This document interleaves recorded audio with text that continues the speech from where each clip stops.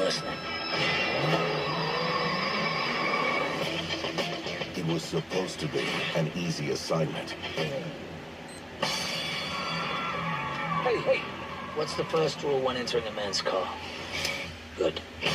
This was a favor. I don't usually do this sort of a job. I thought you were a professional driver.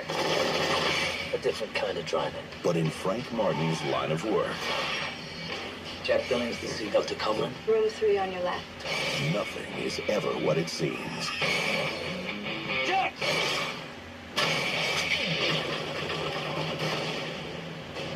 Keep going, Jack! What about you? I'm okay! Hello. You have 2 hours to get me $20 million in non-sequential $100 bills. 2 hours, Mr. Billings. Starting now. We don't know who we're dealing with. We think the driver may be in on it. It's impossible. Now, He could have been setting us up the whole time and you wouldn't have known any different. Got him. the best in the business Is it stable? Yes, stable. Good. He's back in the game. What do you know? It's more than a kidnapping. What are you gonna do? Find the guy responsible. He's your friend?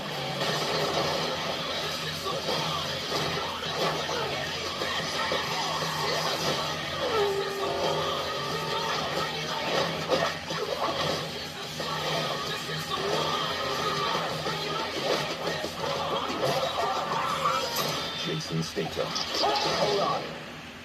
Just came out of the dry cleaners.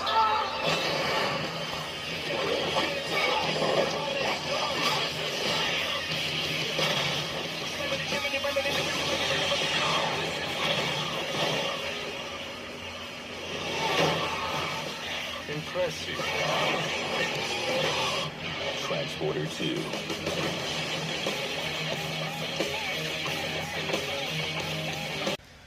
I love how the first time Frank Martin realizes something is wrong at this place is that he sees the nurse with the sexy lingerie on, and all of a sudden he automatically assumes that something is not right, and of course he's absolutely right on that. Like, if you don't understand, if you're not going along for the ride at that point, you're probably not going to like this movie in general. And that it was actually very early on in the movie when you start to notice, yeah, something is very, very like this movie knows how dumb it is, but if you go into it knowing what you're going in for, you're probably going to have a good time with it. And yeah, I had a good time with this one. You have, once again, Frank Martin, played by Jason Statham again, tasked with protecting the young son of a politician named Jefferson Billings, played by Matthew Modine, from an international drug cartel.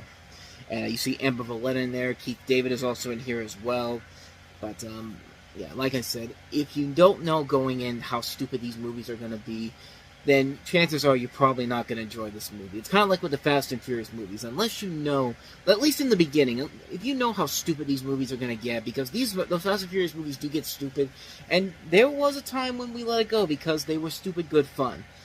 And then they kind of ruined it, starting with the 8th Fast and Furious movie, and yeah, at least with the Transporter movies, they know how stupid they really are. They know how ridiculous they are. I mean, Robot Chicken did a great bit with the Transporter mixed with Driving Miss Daisy, and that parody is almost as realistic as something that could actually happen in these movies in general. But these are good, silly, fun movies. The first movie wasn't really like that, though. It was kind of going for a more serious approach in general, but this is a movie that knows exactly how ridiculous and how over the top it can really get. But the action sequences are a ton of fun. Jason Statham is great once again as Frank Martin.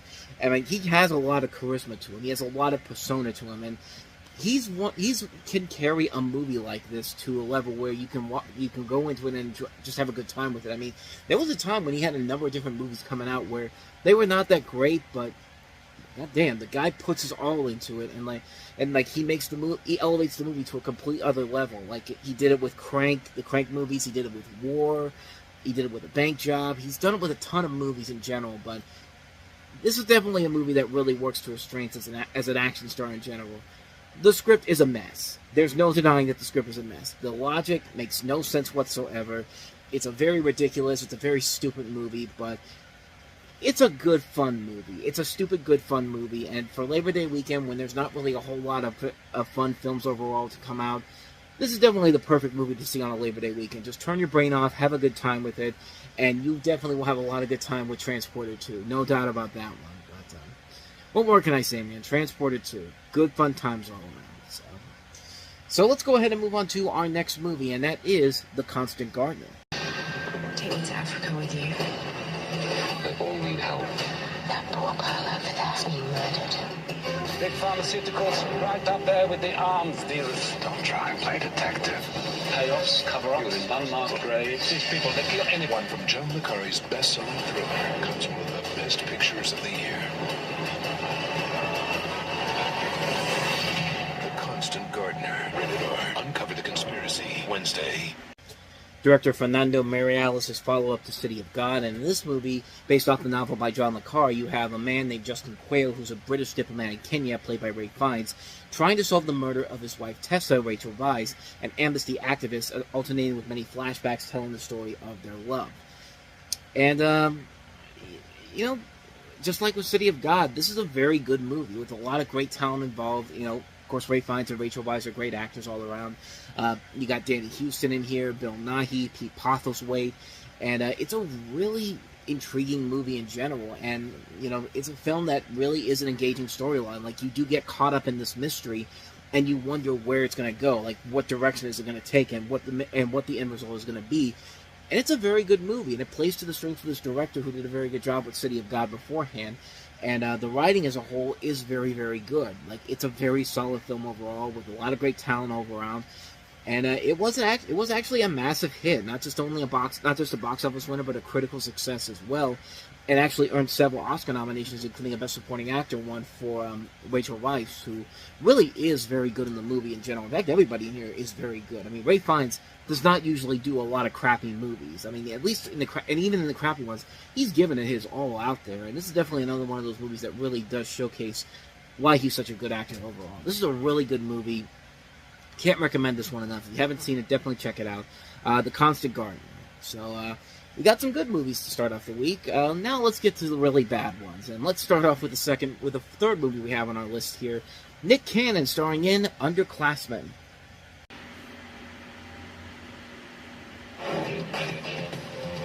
I'm ready to be detective. You are a bike cop. Officer Trey Stokes has never solved a case. It's okay, people. I got everything under control. Sorry.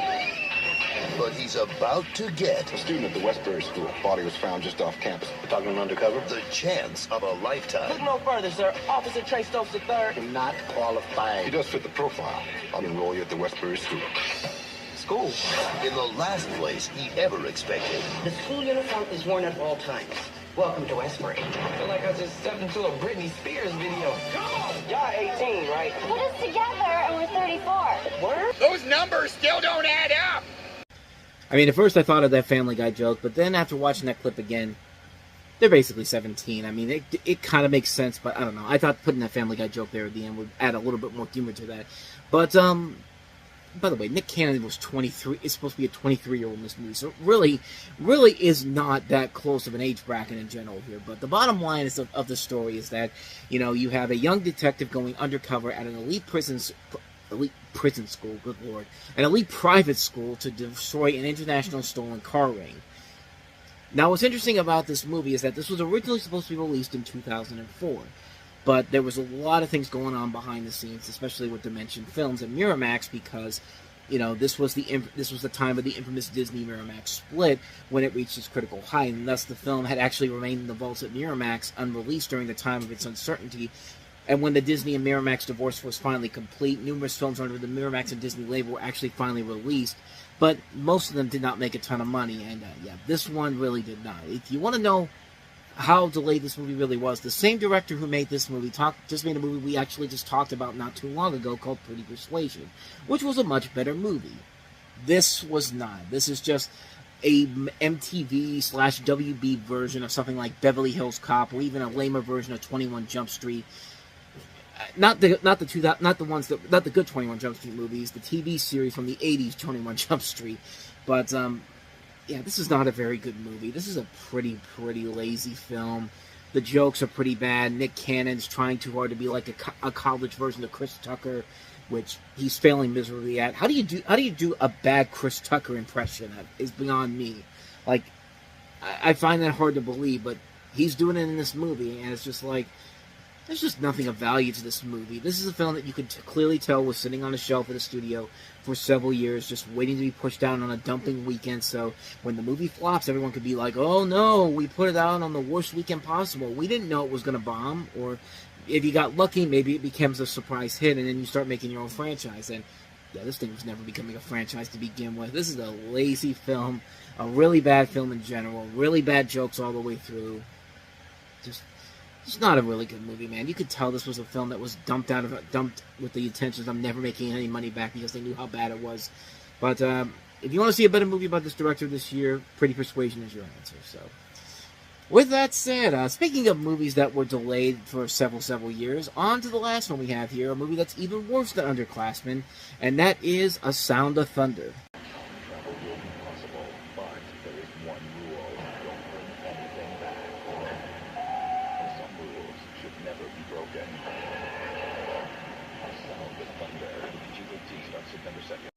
A movie that not only killed franchise pictures as a whole, pretty much. I mean, they only had 2 other movies coming out over the course of the next 2 years at that point, and neither one of them made any money. But this was the last one produced by Warner Brothers. It wasn't only the worst movie one of the worst movies they had done, but this is the worst movie that Peter Hyams had done, and his career pretty much ended with this film in general. But this is based off the classic Ray Bradbury storyline and follows a group of time tourists who accidentally interfere too much with the past, completely altering the present. I mean, you could have just taken the advice of Grandpa Simpson, what he told his son on his wedding night. You know, if you ever go back in time, don't step on anything, because even the slightest change can alter the future in ways you can't imagine. Why he decided to tell him this on his wedding day, I don't know, but hey, it worked for Homer in Time and Punishment, eventually. But yeah, this is a pretty bad movie. This is just a lousy film with some really bad special effects in general. And hey, this was a film that was in production for 3 years. This started shooting back in 2002. Didn't get a release until September of 2005. That should tell you everything you need to know about how bad this movie is. You want to know how bad this movie is? They were making video games off of this movie, and a game for the PlayStation 2 and Xbox were supposed to be released in 2003, but got canceled. They finally released a Game Boy Advance version of this in 2005. And it was supposed to be an overhead shooter game, because that's what I think of when I think of the story of A Sound of Thunder. Like, this story could make for a very interesting movie and make for a very entertaining film, but not with Franchise Pictures involved, not with a company that gave us such classics as Driven and Ballistics X vs. Ever. No sirree Bob. No, not them. Yeah, they're going to find a way to completely dismantle this movie in general, and if they're not going to be the ones to do it, Ben Kingsley will do it, because he's trying to slowly but surely kill whatever's left of his career at this point.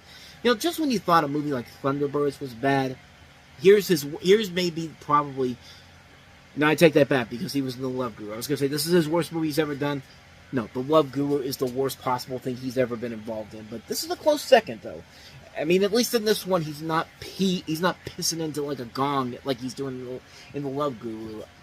I think that's what he was doing there, but The Love Guru is just a terrible movie. We'll eventually get into that cinematic masterpiece of garbage in about 3 years' time when we get to 2008, but until then, this is the worst thing he's done, until we get to The Love Guru. But, yeah, I wish I had more to tell you, but, yeah, this movie is complete garbage. It's a very bleak film. It looks so bad. The special effects are terrible. The action is terrible. The thriller aspects are not there. This is just a terrible, terrible movie. Avoid this one like the plague. A Sound of Thunder. Just, if you hear it, just go away. Just run away as fast as you can, and just avoid it. I don't care about my reputation. What I care about is telling Emily Rose's story. Holy Church venerates thee as her guardian and protector. To thee, the Lord has entrusted the souls of the redeemed to be led into heaven. Pray therefore the God of peace to crush Satan beneath our feet.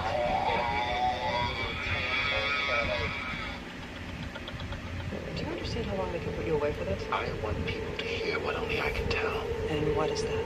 What really happened to Emily and why.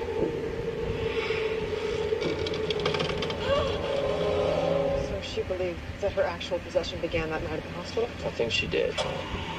Emily had epilepsy. Father Moore's beliefs are based on superstition. Did Father Moore ask you to give her any medical help? I couldn't help her. Why couldn't you help her? Because there are no injections against the devil. Emily? Hey.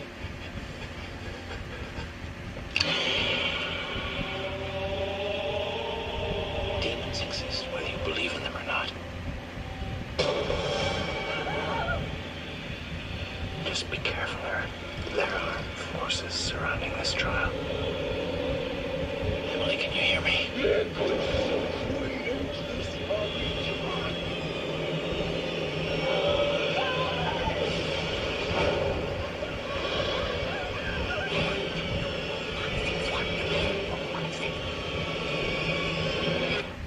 Just begun.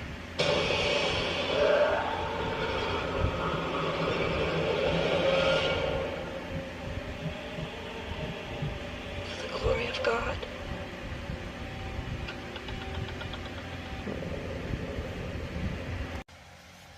So it's basically The Exorcist meets a courtroom drama. I mean, that's literally what this movie is.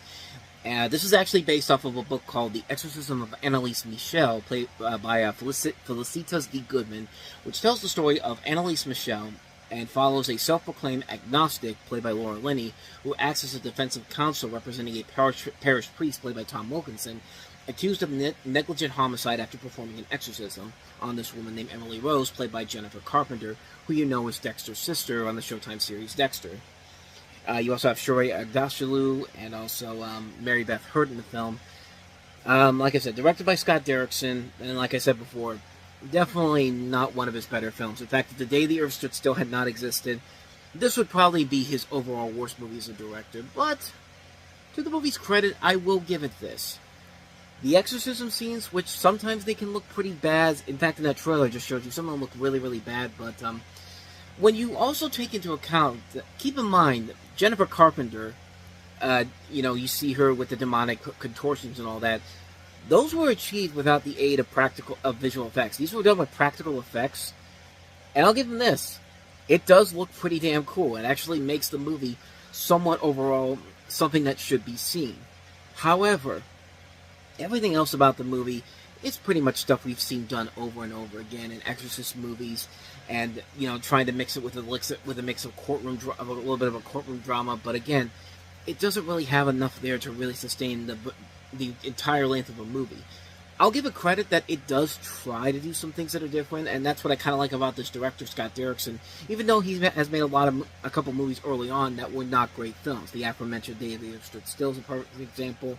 And also, his first movie he directed, Hellraiser Inferno, was not a good film in general. But there are definitely, but like I said, moments like that with Jennifer Carpenter doing the contortions as the demon, those are pretty cool. Little moments like that go a long way and make this movie kind of above what I would expect from a movie like this. Is it a great movie? No.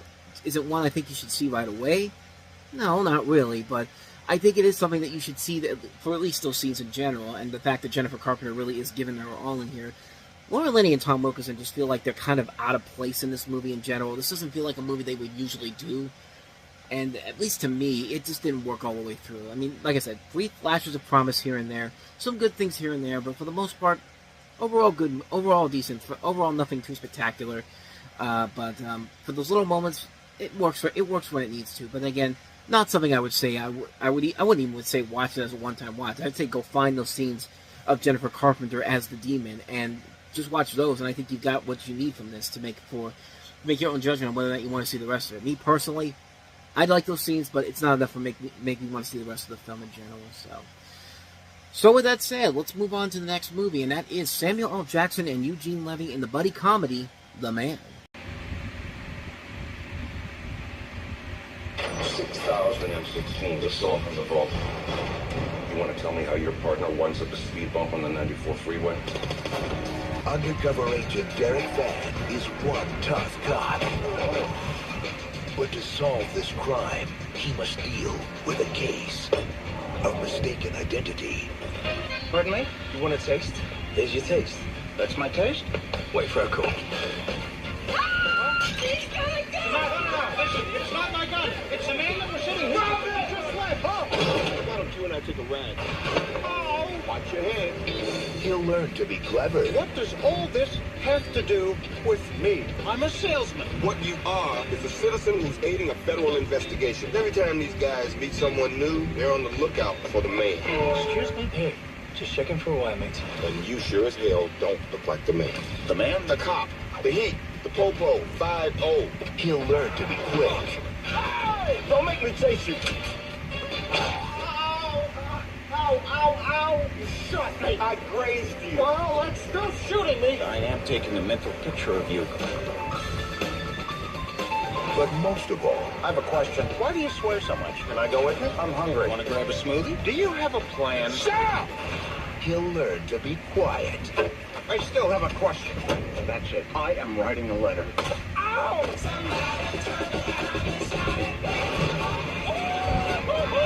What's this? I pull the strings and he dances. All right. Why don't you get in the back? Atta boy. What is the matter with you? This fall, Help me! they're showing this city. Play down the boogie and play that. Who's the man? You shot me, you dragged me all over town, you used me. I'm now calling the shots. Oh, so you in charge now? You're the man. Yes, I am the man. Oh. Samuel L. Jackson, Eugene Levy. Oh, hey, let's not say we did. Okay, don't. The man. Your boy's gonna die right now. Tell me you didn't go in the pool.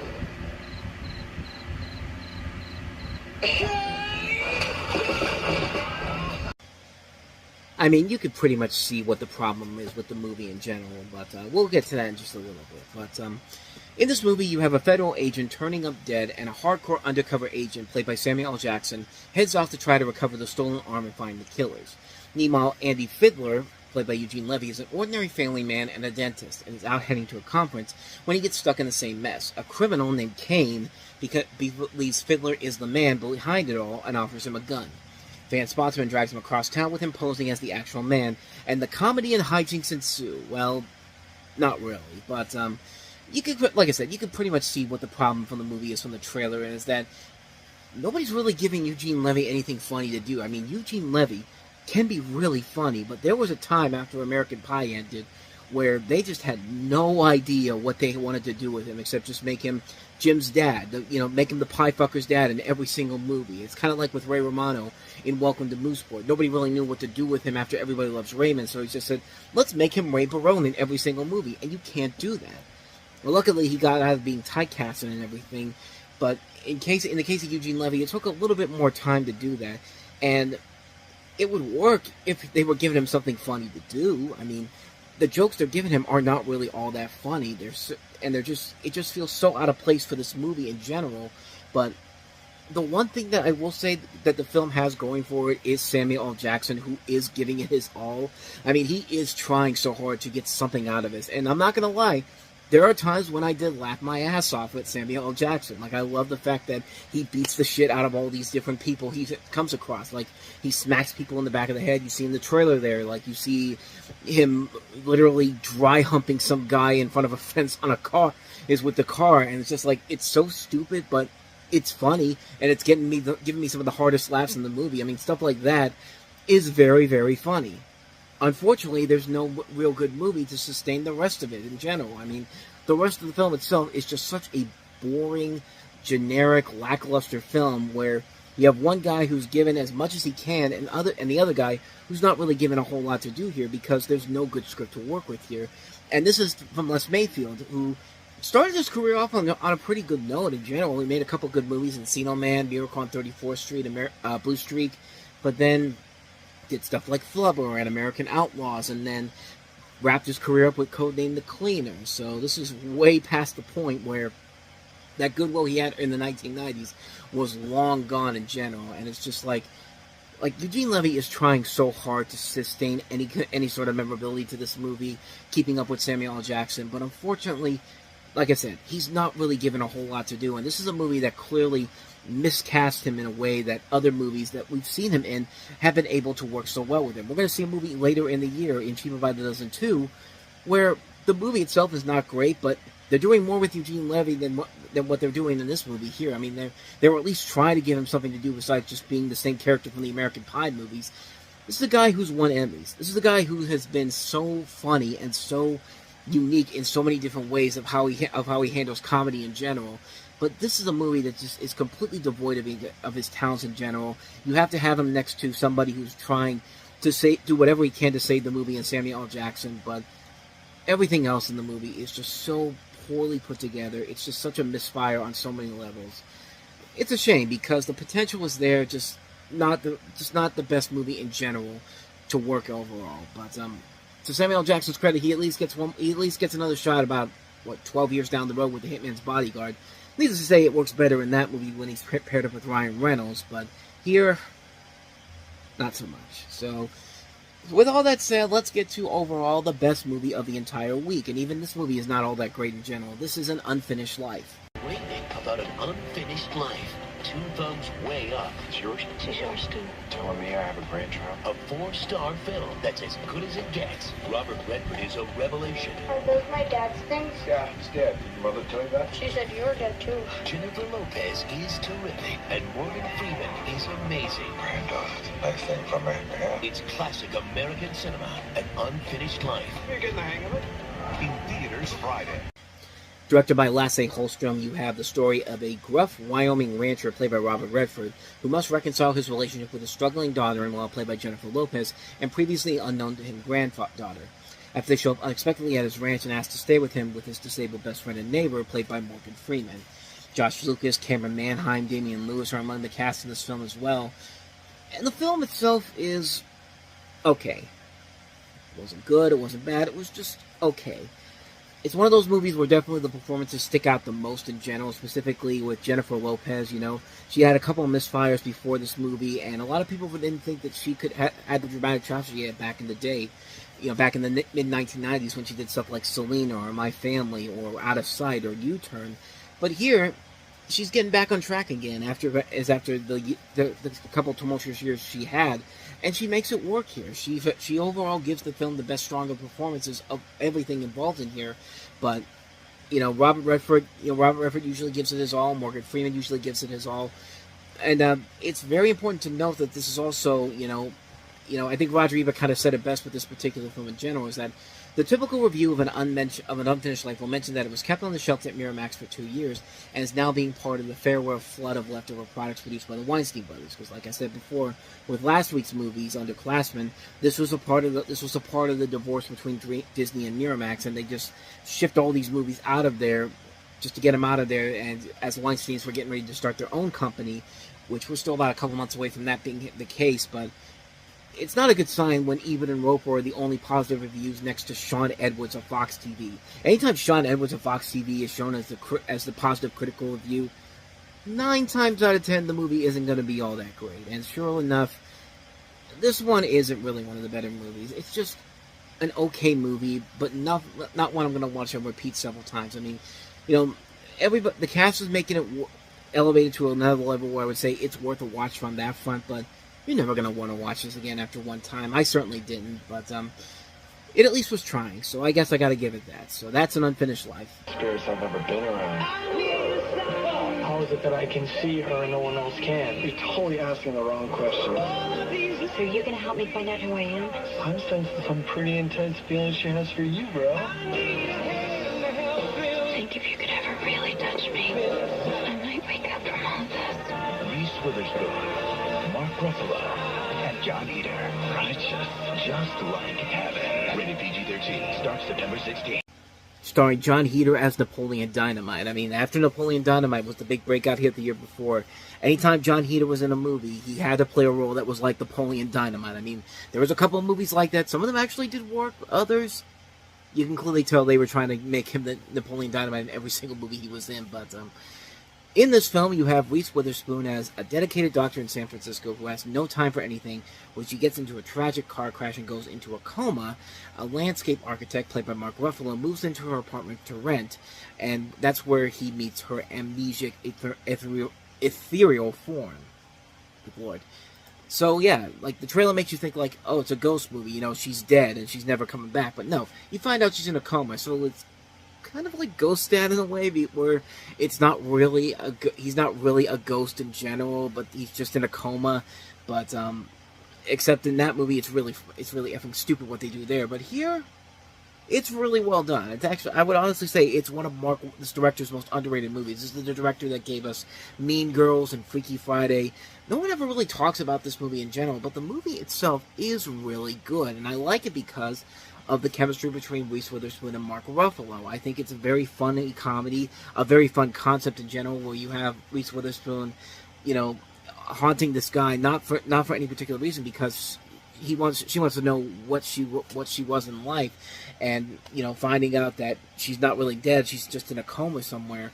Like, it's a really good movie. It's a really engaging film. It's a very well done film in general, and a lot of the performances in here do work very well. I like the performances by Witherspoon and Ruffalo. Donald Logue's also in here, and even John Heder, when he's trying to be Napoleon Dynamite, it's a fun little role for him to be in. Like, he has a nice little supporting role here, where it's not really much of a big deal in general in terms of the storyline, but it works very well, and I think the characters overall are well done. I think there is a lot of a good heart to this film in general, and I think it is a really solid and really entertaining movie.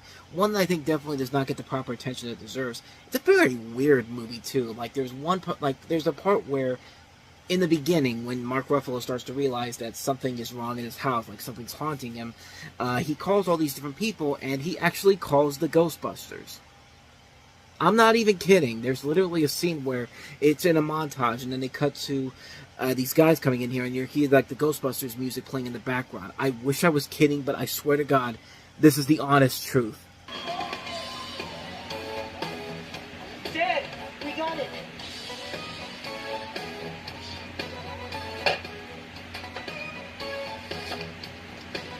All set, sir. We have the spirit. Ooh, a better dish. You sure? Oh, definitely. I have him right here. You thought I was kidding, didn't you? No, that was literally the Ghostbusters music in the background, and like, they're not even wearing the same suits as the Ghostbusters are. They're not even using the same things that the Ghostbusters use. But then again, you know, like, obviously they can't do that because Ghostbusters is Sony. This is DreamWorks, of course. Which is weird because this is the second time in the last 5 years that DreamWorks has tried to do something Ghostbusters related. Because they did the Evolution a few years prior to that, and it was just like I don't know what the deal was. Like, in that movie made sense, but here, like, it makes no sense whatsoever why they threw a Ghostbusters reference in there. But it's just weird, but then again, it's kind of the charm of the movie. It's very odd. It's a movie that works pretty well on so many other levels. It's a film that I think is very well done. It's one I definitely recommend checking out. If you like Freaky Friday and Mean Girls, you definitely get a lot of this movie to really appreciate from. So, I do recommend this movie a lot. I think it's a very underrated little gem. Definitely worth the watch. And speaking of underrated gems that came out this weekend, here's one of Nicolas Cage's two underrated gems from the fall of 2005, Lord of War. People magazine calls Lord of War stylish and sharp. It's one of the year's most important films. Damn, you are good. Keep it in Lorber, give it 2 big thumbs up. Where there's a will, there's a weapon. Lord of War, based on actual events. Rated R, now playing. Such an amazing movie. Nicolas Cage stars as he's a man named Yuri Orlov, who's the eldest son of the family of a Ukrainian refugee. He enters the illegal arms trade shortly before the dissolution of the Soviet Union, eventually becoming a well-known and unscrupulous gun runner. And this is directed by Andrew Niccol, who gave us Gattaca, and was most notably known for writing the script for The Truman Show. We also have a cast that includes Bridget Moynihan, Ian Holm, Jared Leto, Ethan Hawke. One of 2 criminally underrated Nicolas Cage movies that came out in 2005. Not the best of the 2, though. We'll get to that one as we get to the end of October. But this is a really, really good movie. A really intense film. A really well-made film in general. A lot of good writing material from Niccol, who has been in a lot of great movies in the past. Nicolas Cage giving this really great tour de force performance, who really just gives it his all in here. The visual look of the film is incredible. The action sequences are nicely done. The dramatic aspects work so well. It's a really good, well-made film that does not get the proper attention that I think it deserves. It was a critically praised movie when it came out, but kind of went under the radar when it is in the years since its release, but has so much gained a cult following over the years. It's actually gotten the 4K release on Blu-ray as of late. But it's a really damn good movie, and one that I highly recommend checking out. If you want to see one of Nicolas Cage's best performances, Lord of War is definitely the film to do it with. So, not much more to say, but Lord of War is pretty awesome. Can't say the same thing about our next movie. This is Cry Wolf.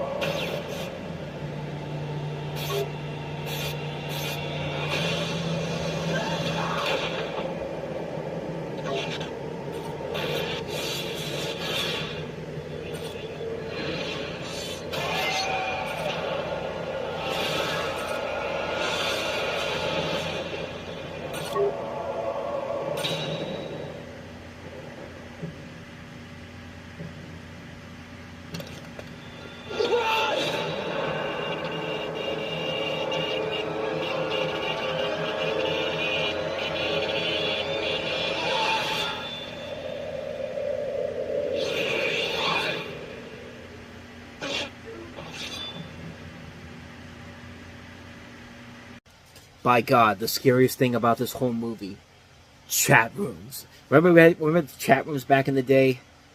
Like that's scarier than the actual killer in this movie. I mean, that whole trailer is just a scary reflection of what what computers used to be like back in the day. But oh, how times have changed in the nearly 20 years since then. 25 years, good lord. But this is Cry Wolf. It follows a group of teenagers at a remote elite boarding school who play a group parlor game called Cry Wolf. By spreading rumors of a serial killer nicknamed the Wolf, this leads to the discovery of a young woman's body on campus, putting the lives of those who played the game in legitimate danger. Spoiler alert, one of the people who created this is the killer. Like, everyone acts like, oh, who's this killer? Like, who's taking this too far? It's one of them, and they know it's one of them, but then again, this is the genius work of the infamous Jeff Wadlow. You know, that guy that gave us Truth or Dare and Imaginary? Same director. And those movies weren't great either. This one definitely isn't great either. But this is about as generic of a slasher film as you can get. There's no thrill factor. There's no chilling scenes whatsoever. The twist is about as generic as you can get, and you know exactly who the hell it's going to be right from the get-go. There is no denying who this person is that's the killer, and they try to make you think like, oh, it's not this person, it's not this person, and you have to be really stupid if you can't figure out who the person is right from the get-go, and this is just a lazy film.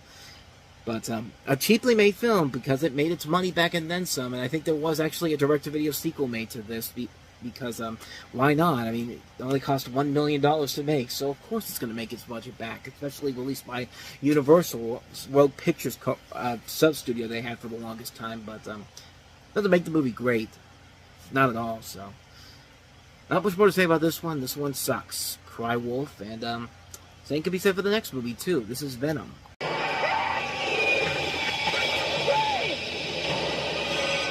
When a life is lost, I should have done something. there is a place It's an old Creole burial ground. where they can be brought back. But on September 16th, What was that? some people are better left dead. Venom. Eric? Eric? Rated R. In theaters Friday, September 16th. One of the most notable things about this movie are the fact that, one, this was the last film released by Dimension Films before Miramax and Warner and Walt Disney split up. That would be one thing, but sadly, this movie was released several days after Hurricane Katrina hit. You know, Hurricane Katrina devastated much of southeast Louisiana. This takes place in southeast Louisiana, so yeah, the film is unfortunately topical and not in a good way. It follows a group of teens who fight to survive a man-turned-zombie after he becomes possessed by evil spirits. And no, this has nothing to do with Marvel's character Venom, because he would have his own series of movies that would be completely destroying of his character in general. Okay, maybe not his character in general, but those movies really were not that great in general. But here, this is a pretty bad movie. This is directed by Jim Gillespie, who has made, his most notable film he directed was I Know What You Did Last Summer. And the person who wrote this movie, one of the people that wrote this movie, was Flint Dille. You may not know that name in general, but you may know the stuff he's worked on. This guy worked on the Transformers TV series from the 1980s, G.I. Joe. He wrote An American Tale, 5-0 Goes West. The writer of 5-0 Goes West wrote this movie. And, yeah, not a good film whatsoever. Pretty lazy when you think about it. And you can see why this was dumped in theaters. And this is a film that was clearly meant to be, you know, the return for the people that made I Know What You Did Last Summer. But, yeah, it just didn't work in general. And coming out after just mere days after Hurricane Katrina hit, yeah, chances are this film was never going to make its profitability back whatsoever. And it did not, because it only brought in $881,000 at the box office. And probably spent much more than that. But so yeah, not a very good movie whatsoever. But let's get back to some good movies. How about that? How about the limited release of Tim Burton's latest stop-motion animated feature? And that is, of course, Corpse Bride.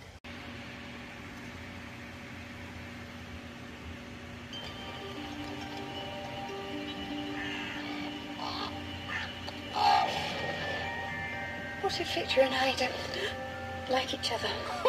As if that has anything to do with marriage. They were due to be married, though they'd never before met. His parents were thrilled. Hers were filled with regret. But in a moment of panic, Victor desperately fled, and by a grave misunderstanding, married the corpse bride instead. You may kiss the bride. She was frightening, but beautiful, and would never be false. Who is she? I'm his wife. All that she lacked was the beat of a pulse. Maggots. From Tim Burton, creator of The Nightmare Before Christmas, Why go up there when people are dying to get down here? comes a tale of wit, charm, and strife. I'm not dead. About a timid young man Victoria! and the love of his life. Sounds creepy. Can a heart still break once it's stopped beating?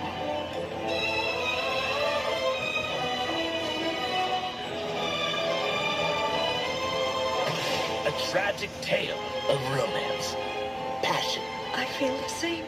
and a murder most foul.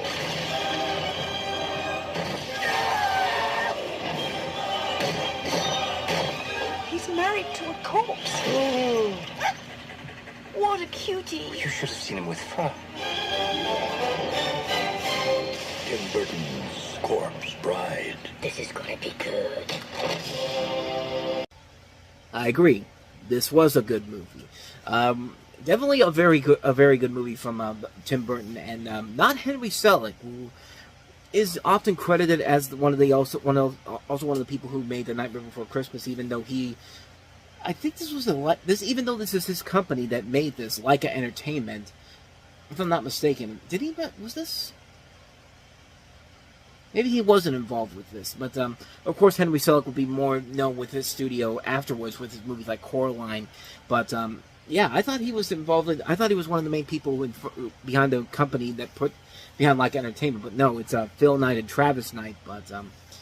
But anyway, the movie is about Johnny Depp plays this man who's about to get married, as you see in the trailer there, to this woman, and he's very nervous because he doesn't know if he's going to like this woman, and this woman doesn't know if he's going to like him, because they're two separate people who have never met before, and now they're being arranged to be married. And so when he's trying to get the courage to get over his fears, like he puts a ring inside what he thinks is a tree, but is a branch, and it turns out to be this woman, a corpse bride, voiced by Helena Bonham Carter, and because of that, they're married, and it leads to a lot of conflictions between, can this dead woman and this man live together in harmony, and it just leads to a lot of insanity going forward. Maybe not as crazy as some of the stuff on like The Night Before Christmas, but notable stuff in general. And like I said, it's a really good movie. It's a well-made film that has a lot of the elements that make The Nightmare Before Christmas work as well as it does, but not quite as good as Nightmare Before Christmas. I mean, the songs in here aren't as memorable as Nightmare Before Christmas. The characters in here aren't quite as memorable. There's a couple of notable ones, mainly the main three characters that you do get behind. Johnny Depp's character of Victor, the corpse bride, and also Emily Watson's character, who's the woman that he's supposed to marry in the real world. you get behind these characters, and you do like the storyline that goes on here. It's a very interesting love triangle, because you can believe that Johnny Depp would have a chemistry between not only the wife he's supposed to marry in the real world, but the one that he accidentally marries in the afterlife. And it's a very nice balance. It's a very nice balance of trying to figure out what's the right thing to do. And it's very, very weird it's very weird and very odd on how they put this together, and it just works really well. I think it's a very good storyline that works very well, because you do like all three of these characters, and you understand where everybody's coming from, and you understand Victor's situation because he has no idea how to handle this, like what's the right thing to do, and like it's very, very hard to see what decision he has to make in the end.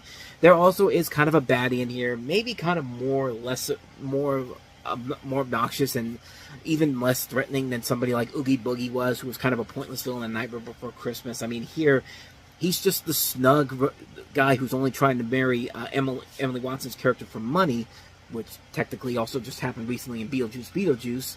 But, yeah. But in here, yeah, it definitely feels forced in general, and the only thing that makes that character worth it is the way how he gets knocked off in the end.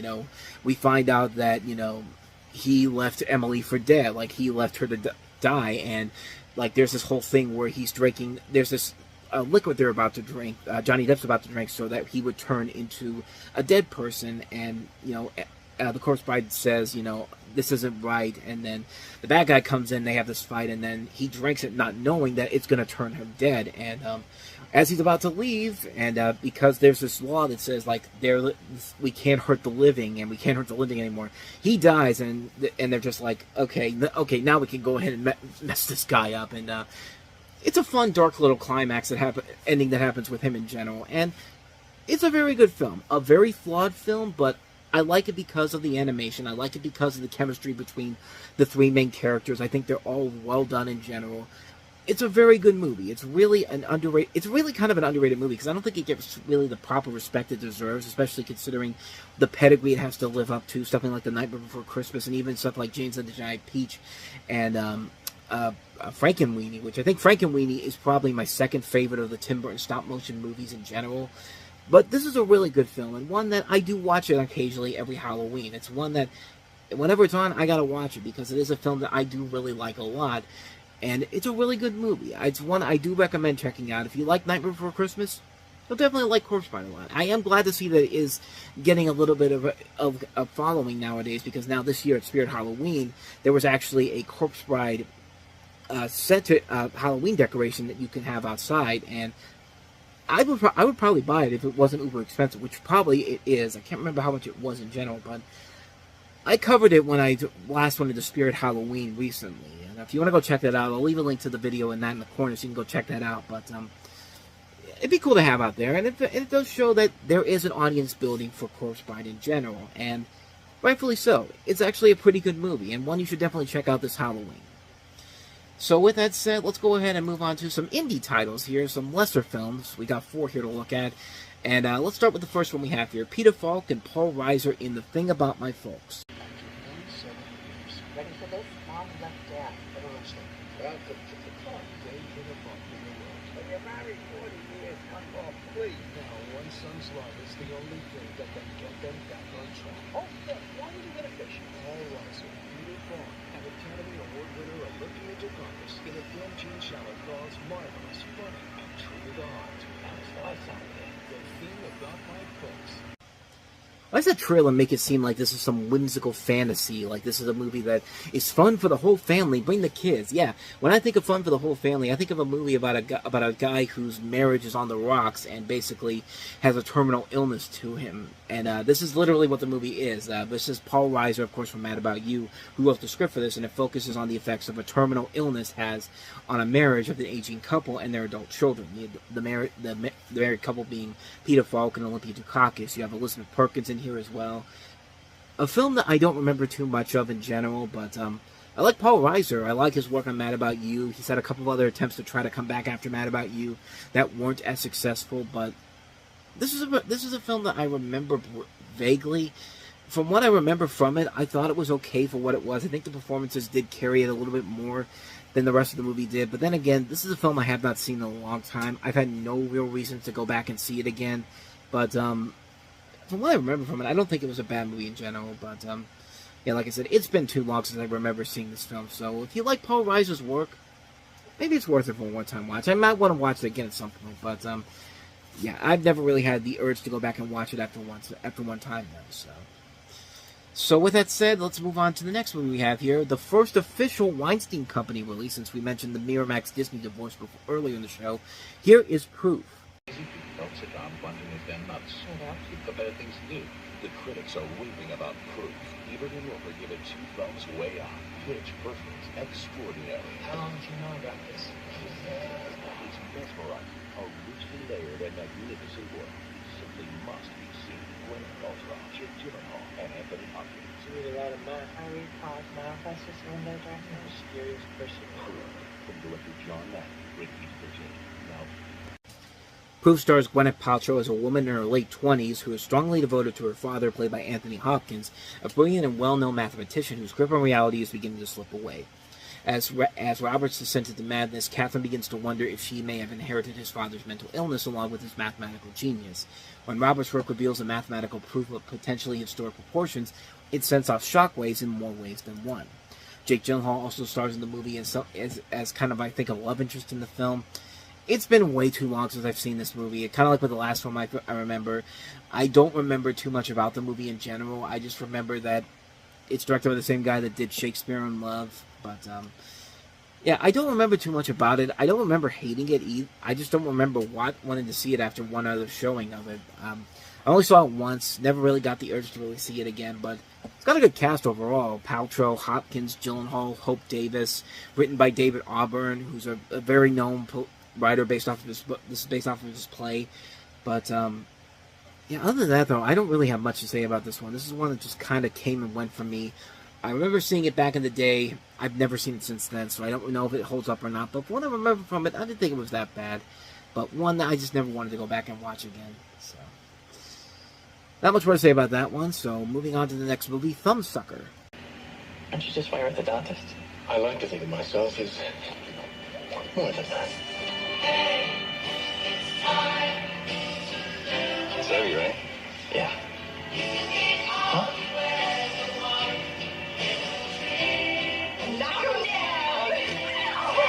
I've been watching you your whole life.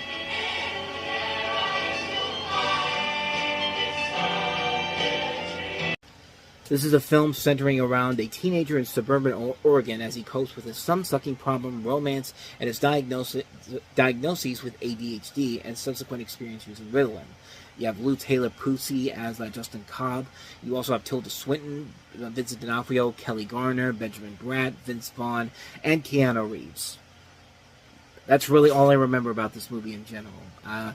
I've never seen it before. I just remember it was a notable movie that came out around that time.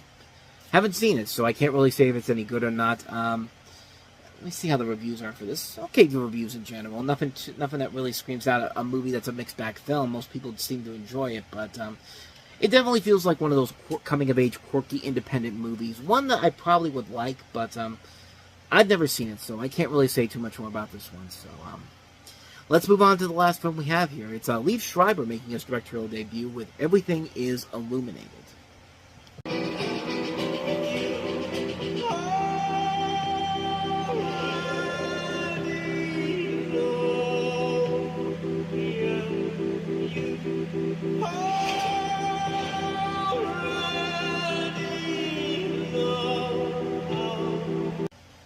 What a bizarre-looking movie. The story of this is that you have Elijah Wood as a young Jewish-American man who, with the help of an eccentric local, endeavors to find the woman who saved his grandfather during World War II in a Ukrainian village that was ultimately razed by Nazis. Yeah, so this is a film that could probably be well dated for not even well-timed for today's world that we live in right now, but as far as the movie goes, I've never seen it before. I never even knew what the concept of it was, but I just remember that image of Elijah Wood with his eyes closed and that weird, trippy poster that has all the flowers around it. But other than that, though, I've never seen this film, and quite frankly, it's one I feel like I kind of have to see because of how just insane the whole concept is, and it's supposedly based off of a novel of the same name. But yeah, as far as the movie goes, I've never seen it before, so I can't really say if it's any good or not. But the trailer definitely showed off the weirdness that this could possibly have. So yeah, one I haven't seen before, but kind of makes me want to see it. So maybe at some point I'll definitely check it out. But everything is illuminated. Definitely not the movie I was thinking of when I first remembered this movie. Mommy, did you make that plane? Yeah, it's brand new. It's got 2 stories. There's 7 galleys. There's crew quarters. It's the biggest. There are 26. Yeah, here we go. When you wake up, we'll be in New York. Daddy too? Yeah. Daddy too.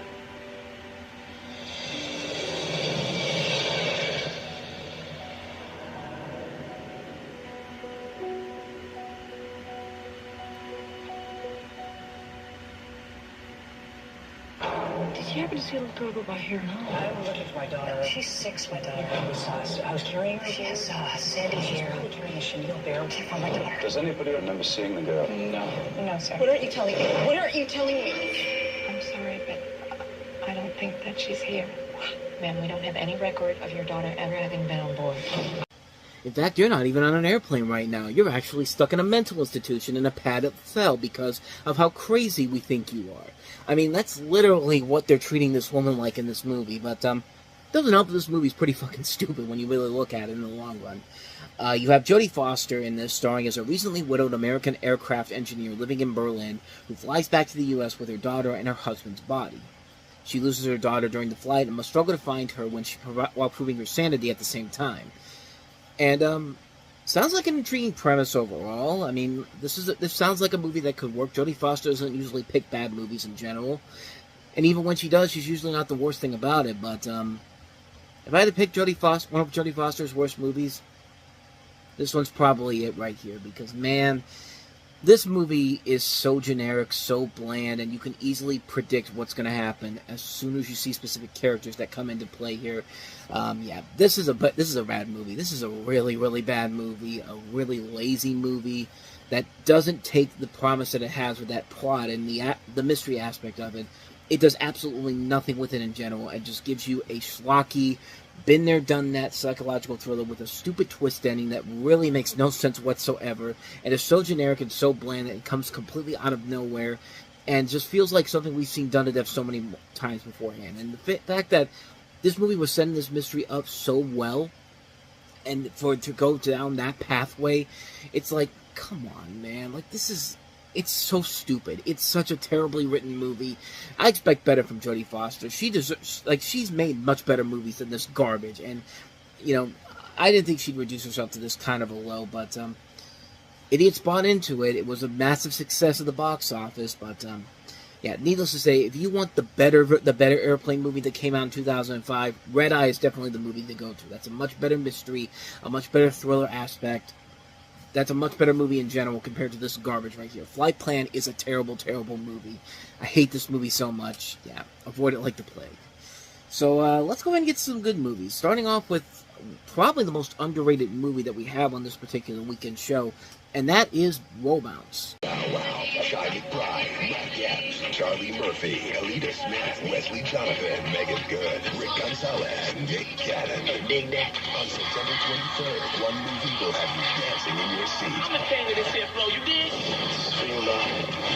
Roll bounce. Tame that big wild kingdom. I handle that cat.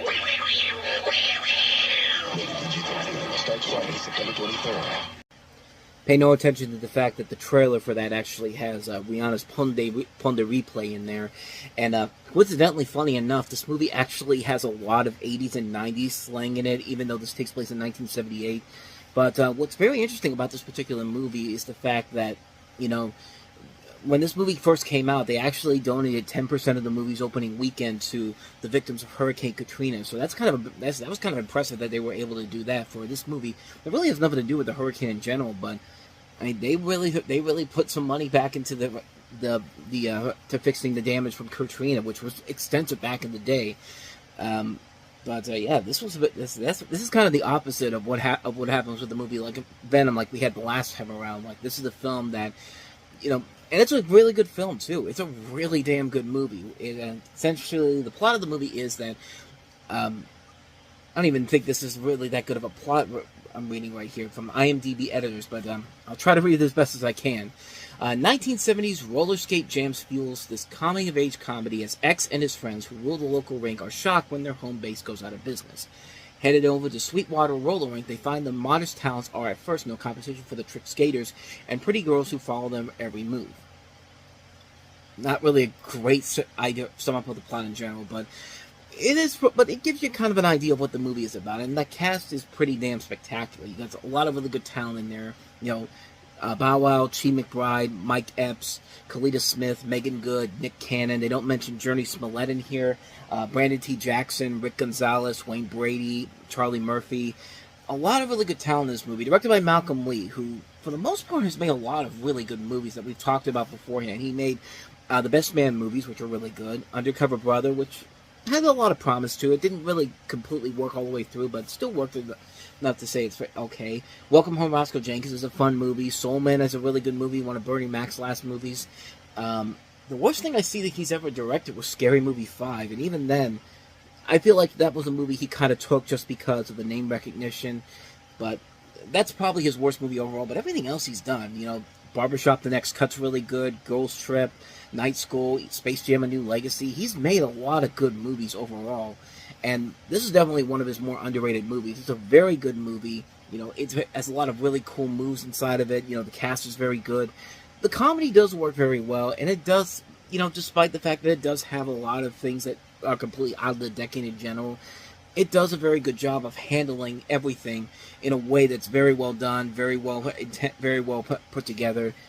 It's a really good movie. It's a really great film that I do think is very underrated. Does not get the proper respect it deserves. It's definitely worth checking out. If you like Malcolm D. Lee's movies, you'll definitely really get a kick out of this film in general. I think this is a really good movie. Definitely deserves a lot more attention than it has right now. Definitely check it out, Robots. So let's go ahead and move on to another great movie that came out this weekend, David Cronenberg's A History of Violence. Close enough, fellas. I do know that. You're the big hero, Joey. My name is Tom. Your name is Joey Cusack. You're from Philly. What's going on? I thought that was somebody else. Who's this some real bad man? None of this makes any sense. I'm as who he says he is. Why don't you ask Tom? How come he's so good at killing people? A History of Violence, rated R. Starts Friday. Believe it or not, this is actually based off of a DC property. Technically not officially DC, but it's from one of their imprints, Vertigo, who also gave us The League of Extraordinary Gentlemen, and also V for Vendetta, which is also, I believe, was one of their imprints as well. But this is based off of a 1997 graphic novel by the creator of Judge Dredd, John Wagner. And in this film, you have Tom Stahl, played by Viggo Mortensen, who's a humble family man and owner of a popular neighborhood restaurant, living a quiet but fulfilling existence in the Midwest. One night, Tom foils a crime at his place of business, and to his chagrin, is plastered all over the news for his heroics. And following this, mysterious people following the Stahl's every move, concerning Tom more than anybody else. As the situation is confronted, Moore looks out over when all these occurrences have stemmed from compromising his marriage to his wife, Maria Bello, family relationships, and the main character's former relations in the process, including Ed Harris, who's a scarred gangster, who alleges that Tom is actually a gangster named Joey Cusack, who has dealings with him in the Irish mob in Philadelphia many years ago.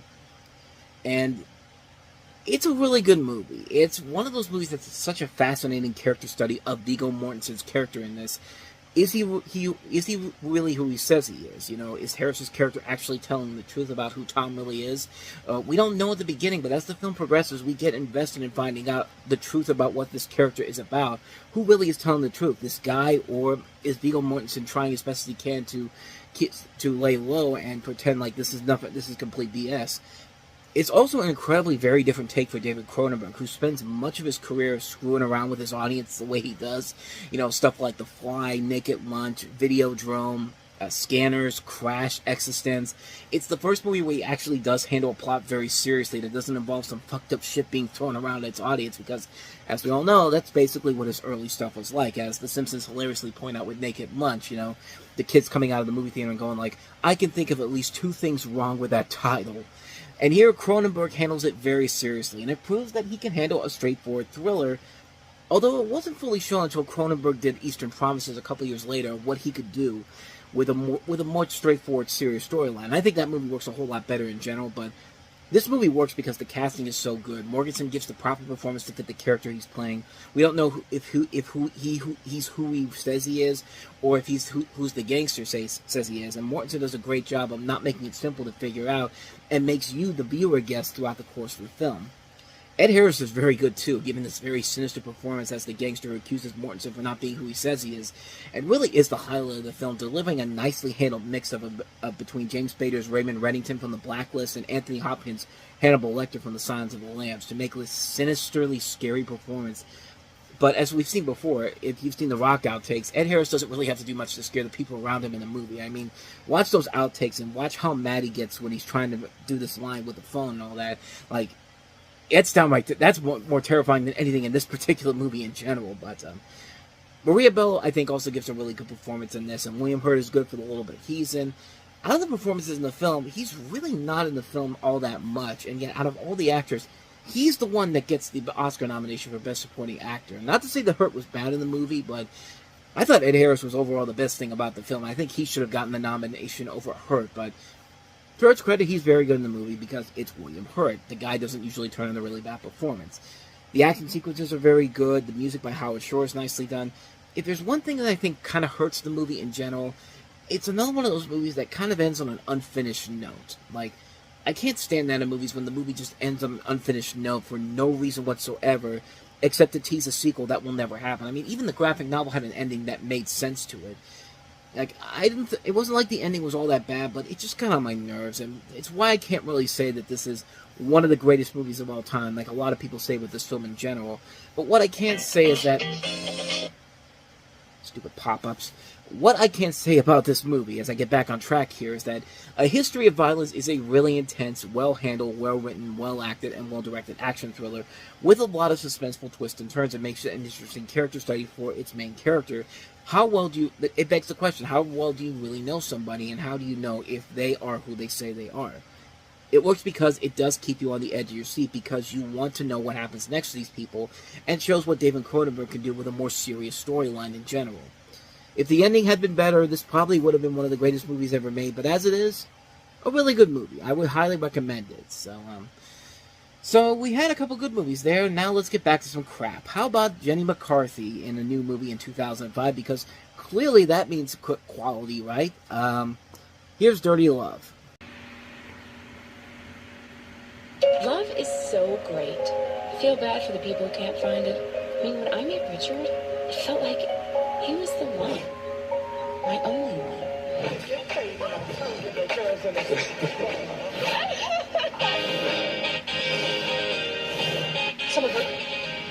Someone ripped your heart out trying to put Batman with it. Rebecca just got dumped. Nothing in the world could feel this pain.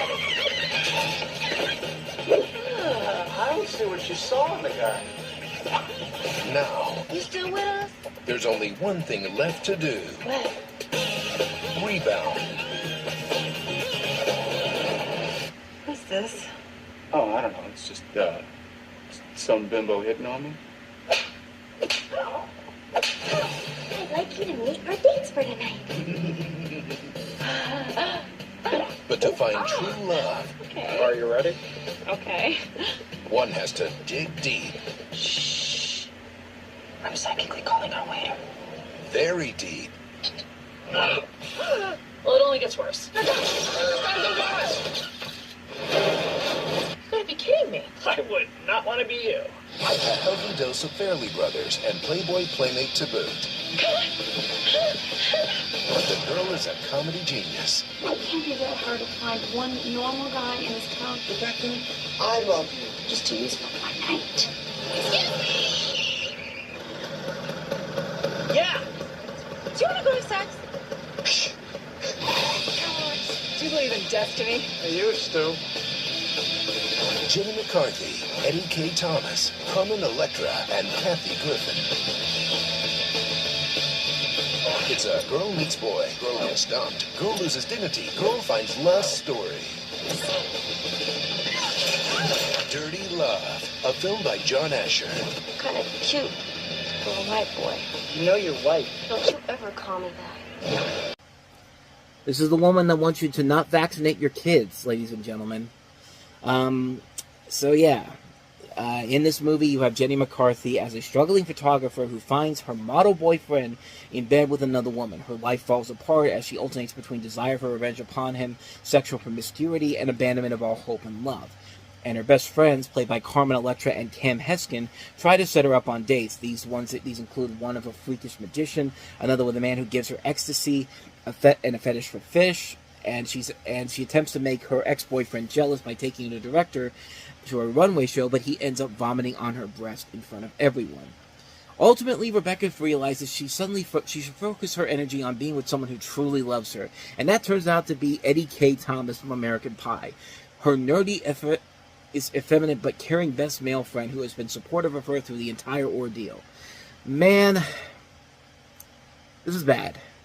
This is really, really bad. How bad is it? It was the movie. It was, the Razzie Awards get a lot of criticism, but got it right on this one. This was their pick for the worst picture of the year, and really, I cannot blame them for that. I mean, in a year that you could have also had Deuce Bigelow, European Gigolo, which I think everybody knew was going to be bad, but this is just a terrible movie, man. This is just a lazy film, an unfunny mess of a film that has no likability to it whatsoever. This is a movie that should not be released in 2005 and expected to make a budget, is a profit back in any way, shape, or form. Like, even if you released this back when Jenny McCarthy was in her popularity in the 90s, this thing still would have crashed and burned badly at the box office. There's just, and in life in general, because this is a film that's so pathetic, so lazy, and just so desperately trying to titillate the audience with that quote there, It's like the Fairley Brothers and a Playboy Playmate got together, and it's from somebody named E Film Critic. How do we know that that's even a real source, a real name in general? It probably is, but nothing about this movie says that this movie is worthy of being a funny movie, one you have to see, or B, something that anybody should have to go and see. And it doesn't help. Also help that these two, Jenny McCarthy and the director, were married when they were making the film, and then they divorced off the movie, and they divorced while the month this movie was released. So yeah, that had to be really, really awkward to have their relationship coming to an end as this movie was coming out. This is bad. This is a bad movie. This is a terrible, terrible movie. What more can I say, man? Avoid this one like the plague. Just a horrible movie. A waste of good talent that's in there. Eddie K. Thomas can be very funny. I've seen him in much better things than this. And, hell, even Carmen Electra I've seen in much better movies than this. I don't even know what her character is all about in this movie. She's like a reverse Uncle Ruckus where she thinks she's black, but she's actually white. It'd be good if it was actually funny or actually led to something, but it just doesn't. It really does not. So, yeah. I think you can pretty much know what I'm going to say next. Avoid this one like the plague. So with that said, let's go ahead and move on to the last movie we have here, and that is Johnny Knoxville as Daltrey Calhoun. Hello, folks. I'm Daltrey Calhoun, president and founder of Calhoun Industries Seed and Sod. Daltrey Calhoun is always one dream away from success. I am building a force good enough to steal the Masters from Augusta. Until the day he discovered Say hello to Mr. Calhoun. Daltrey's your daddy, baby. the daughter he never knew. She is gifted, and it's going to be up to you to make sure that her potential is realized. Must be very talented. What are you running from, Daltrey? It's a woman. We need to crash your place for a while. And a girl. Is this a sex shop? I know all about it. HIV, condoms, and... Besides, I haven't got my period yet. I can't. I cannot. I need a father, remember? I'm not done being raised yet. All this time I went from zero to my dreams come true. I had to bet on myself, and now I'm going back to zero again. Don't get all sentimental on me now. You need to be strong for her. Dukes of Hazzard's Johnny Knoxville is. I want everyone to know that June is my daughter. Dolphy Calhoun. Yeah, certainly not the movie I was expecting when you look at the poster for it. It just looks like one of those comedies that you expect Johnny Knoxville to be in. But it's actually much more complicated than it is, and I can't really say it's a good movie, but it definitely feels a lot different than I was led on to believe. Like, you have Johnny Knoxville playing a seed-and-sod entrepreneur who's a local celebrity who makes a name for himself by selling locally produced turf to many of the nation's most exclusive golf courses, and his TV spots are well-liked by viewers across town. Daltrey's ex-girlfriend, played by Elizabeth Banks, arrives unannounced with their teenage daughter, a 14-year-old musical prodigy. She confides that her terminal illness had forced her to seek him out in hopes that he can care for the daughter after she's gone. And despite the early successes of Daltrey's business and the popularity of his commercials, his career has become unstable and he's forced to liquidate his assets in hope of salvaging what he can. Now faced with much adversity, Daltrey vows to make up for lost time by doing right in the eyes of her family and community by caring for his distant daughter, and all the while getting his business back on track. This movie did not feel like that. When I first heard about this movie, I did not think that we were going down this dramatic route. But man, I thought this was a movie about a guy who runs a milk company. That's what I literally thought of when I see the poster for this. Because I remember seeing the poster for this and thinking, this has got to have something to do with like milk, right? Like this guy works in milk and all that. I had no idea that this movie was going to go down this pathway. And I mean, I would give it credit for being something different for Johnny Knoxville to do, but unfortunately, the movie can't figure out what kind of a tone it wants to set. They set it up as this dark comedy, but with all these, it has more dramatic elements to it, and it's just like, what is this movie supposed to end up becoming in the end? Like, what am I supposed to take out of this film in general? Because after I watched the film, I was just coming out of it like, I still don't know what the hell this movie was supposed to do. Like, what was the whole point of this whole film in general? Like, what was I supposed to take from it? Because you got Johnny Knoxville in here, who's very funny, and I kind of want to see him do more serious stuff here in general. And I think that's what he was trying to do here. Elizabeth Banks can be very funny too. You know, David Koechner, he can be very funny. Juliette Lewis can be very good in many films, but unfortunately, the film just really doesn't feel like it has a good idea of what kind of a film it wants to be. What's the overall direction you want to take this film in general? And for that, I think the movie suffers big time.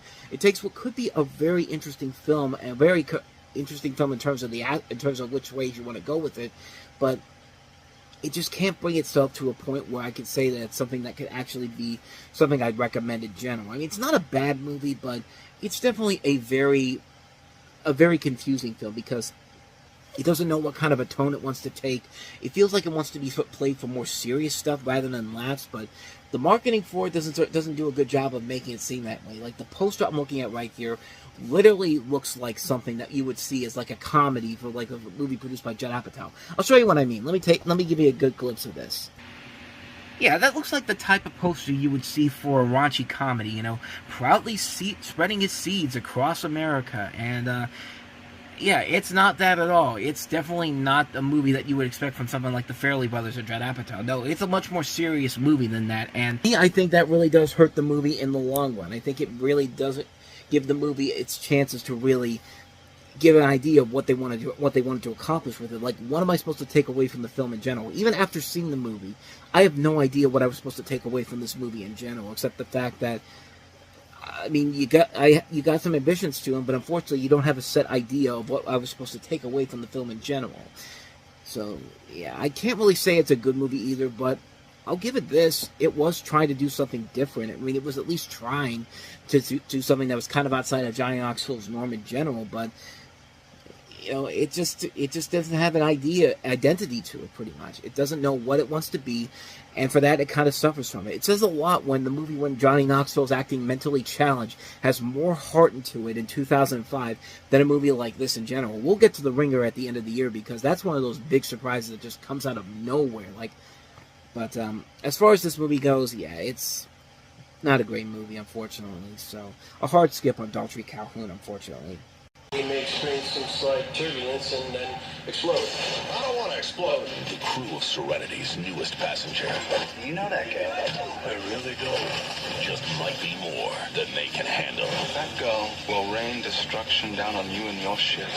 So where's it writ that we gotta lay down our lives for her? You want to run this ship? Yes. Bug? You can't. Serenity, rated PG-13. In theaters September 30th. So yeah, this is kind of an interesting movie in general here. This is, of course, the feature film debut for the crew from the Fox series Firefly, which only lasted half a season because it's Fox, and despite the fact that it had a strong critical reception, audiences seemed to like it, but they pushed it on to Friday nights when nobody was home to watch it, and this was before the days when you could just rewatch it again on digital, but you had to watch it on air first, and got canceled after only 13 episodes, but went on to have this big cult following that eventually led into this movie. So a lot of people really thought this was going to be the next Star Trek. We'll get double more into that in just a second here, but this is a film that's continuing the events from the series, taking place after the events of the last episode, and it's set in 2517, where you have the story of the crew of the Serenity, a Firefly-class spaceship. The captain and first mate are veterans of the Unification War. They having fought on the losing independent side against the Alliance. Their lives of smuggling and cargo running are interrupted by a psychic passenger who harbors a dark secret. And then, of course, everybody from the show is back in this. Nathan Fillion, Alan Tudyk, Alan Baldwin, Summer Glau, Chiwetel Ejiofor, Marina Baccarin, Gina Torres. You also have David Krumholtz in here. Ron Glass is also back in here as well. So yeah, this was kind of supposed to be the 21st century's equivalent to what happened with Star Trek, because of course, as you all know, Star Trek only ran for a few seasons back in the 1960s, but because the show had a strong life in syndication, and it began to develop this following that led to several conventions, Paramount was kind of essentially forced into making a motion picture in the hopes of starting a feature film franchise, and so, thus we got Star Trek the Motion Picture in 1979, which was a hit financially, but when you look back at that movie, it was very much a slow burn movie. Like, it was notoriously known for being a film that took way too much time to get going, and it was often seen as a film that was not well received by most people. But because the film did so well, they had to make a sequel, and thus we got Star Trek II: The Wrath of Khan, which is one of the best sequels of all time. I don't think I need to explain why that is, but eventually led to the Star Trek franchise that we know today, still going stronger than ever through the power of most of these shows on Paramount Plus, which most of them have been pretty good. I'm not going to lie, I know a lot of people who don't like the Paramount Plus shows, but I've seen a lot of really good stuff from the Star Trek Paramount Plus shows in general. The movie series has been kind of shut down since Star Trek Beyond, which wasn't a bad movie in general, but I'm really curious about when they're gonna bring the film series back in full. But yeah, it's interesting because I bring this up because Serenity and Star Trek the Motion Picture do have a lot of similar aspects to them. Star Trek the Motion Picture was mostly criticized for being way too slow burn, didn't really get to the good stuff until very late on, and even when it did, it was kind of too little too late. Serenity kind of has that problem too, except I think it takes itself a little bit too seriously compared to the television series, and it kind of dings up the movie a little bit there, but not to the point where it's a bad movie. Far from it. It's still a really good, really entertaining movie, but it's definitely a film that takes itself way too seriously at times. You know, they have characters from the show that were beloved that get killed off, but yeah, it's a weird tonal shift of a movie. Like, at some point, like, it will definitely fit the mold of the TV series at some points, but then they'll just do random things that don't make a whole lot of sense. Like, you know, killing off people that you know from the TV series for no particular reason, because we need to have a weighted arc to the storyline here. And, I don't know, to me, it just kind of feels like it can't figure out what to take from the TV series and what to add to the movie to give it its own refreshing feel to it. And what they give us here is not a bad movie in general. It's just not it's far from, I mean, it's not even that bad of a movie at all. I mean, it's still a good movie. I feel like it could have been a great movie, though, if it had just picked a side of what they wanted to work with here. Like, you know, either go the way of, like, the Guardians of the Galaxy, where you can be goofy and chaotic and fun, and then have those brief moments of heart to the storyline here with the characters involved here. But this movie, I feel like, has too much of a tonal shift between what kind of a story it wants to tell and what kind of a story that they were hoping to do, that they give us, that really, like, it really, I don't know, it's weird, because I don't hate the movie. I do like the movie in general. I think it is a ton of fun, but there are definitely those times when it does take itself a little bit way too seriously for its own good. Like, it's a movie that I can't say it's a bad movie. It's not a bad movie by any means necessary, but it definitely is a film that has a big problem with its tonal shift in general. But the stuff that does work with the stuff that you love from Firefly is definitely in here in general. The cast is great in here. When it can be goofy and fun, it definitely works in the film's favor. But then when it gets way too serious for its own good, it kind of dings itself a little bit to where I can't say it's a great movie, but I can still say it's a really good movie. And even if you never saw Firefly in general, because I didn't see Firefly when I first went to this movie. I went to this very much blind by just watching the film itself, and I thought it was a good time overall. But then when I watched the series in general and then watched this, it definitely does ding it down a little bit compared to what they were trying to do, compared to what I think their idea was for the film in general. I mean, me personally, it's still a really good movie. Is it a great movie? I can't really say that because it definitely has a problem with its tonal shift at times, but overall, it's still an enjoyable film, and one I would highly recommend. Even if you've never seen the original Firefly series, it's definitely something worth the watch. You know, it's definitely something that is indeed worth it in the long run, because it does show you what Joss Whedon is capable of as a director, and what he would show later on down the road with the Avengers movies he would be involved in. Or at least in my opinion, the Justice League movie he did, but that's just my personal opinion on it. But yeah, overall, good movie, but definitely could have been a great movie if they had just picked the tone of where they wanted to go with it. But that is Serenity. So that was supposed to be one of the big hits of the weekend. Another movie that was supposed to be one of the big hits of the weekend, and kind of self-congratulating itself before it even came out. Paul Walker and Jessica Alba starring in Into the Blue. A trip to paradise. 4 friends have uncovered. Oh my God! An ancient treasure. How much money are we talking about? Tens of millions. On September 30th. Not a word to anyone. Treasure. Check this out. Doesn't that look like a map? Pass. I really think we can do this.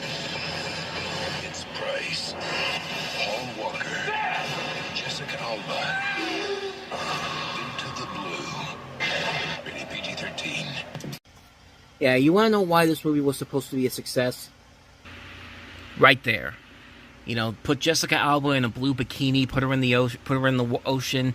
I swear it looks like a Sports Illustrated swimsuit magazine cover. I mean, I'm actually kind of surprised it isn't, but this is literally why they thought the movie was going to be successful. Not because of anything that was going on in the movie, but this image right here became such an iconic image on its own merits that they were literally riding the movie's success on this image alone.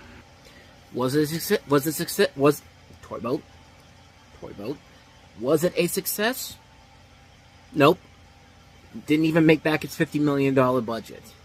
And it's kind of easy to see why if you actually watch the movie in general. You have a story which focuses on a group of divers who go treasure hunting and find a sunken plane filled with illicit shipments. You got Paul Walker and Jessica Alba, of course, with Scott Conn, Ashley Scott, Josh Brolin, and James Frain starring in the film.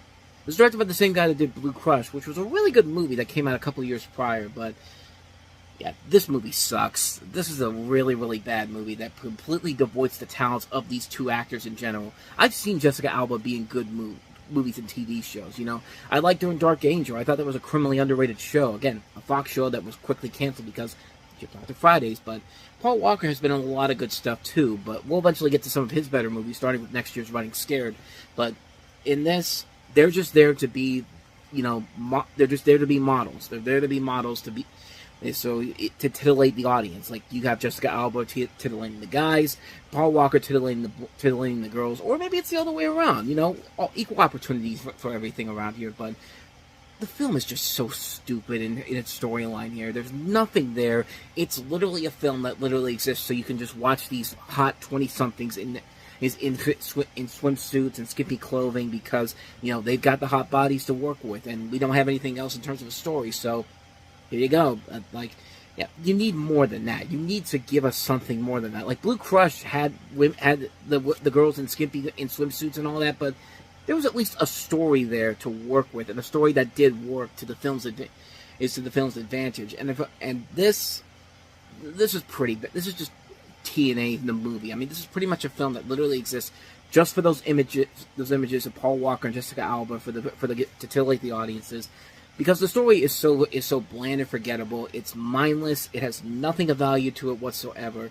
it's a movie everyone thought was literally going to be the next big hit. I wish I could find the clip from Robot Chicken when the movie just came out afterwards, because Robot Chicken did this great bit where, you know, they're showing clips from Into the Blue, and then Seth Green comes out and goes, "Hi, I'm Seth Green. I hope you enjoyed our parody of Into the Blue. We know that it's going to be a massive hit, and it's already been nominated for several Academy Awards." And you know, it's a great sketch from Robot Chicken. But unfortunately, a lot of Robot Chicken sketches I wish I could show you, sadly, are not available on YouTube. You have to actually have the Max app to find most of these. But that's enough hard work to do already. So yeah, but you can definitely find it. I believe it's in I think it's season 2. Where that particular segment is, because season 1 was in 2005, 2 was in 2006. You get the idea. But other than that, though, yeah, avoid this movie like the plague. It's definitely a lazy film that is just nothing but TNA for the audiences, and not even good TNA in general. It's just, you expect so much better, especially with the director involved, who made a good movie last time, but this, not so much. So, with that said, let us go ahead and move on to our next movie, another criminally underrated movie here, and that is Shia LaBeouf in the Disney sports film, excuse me, I'm messing up today, in the Disney sports film, the golf film, The Greatest Game Ever Played.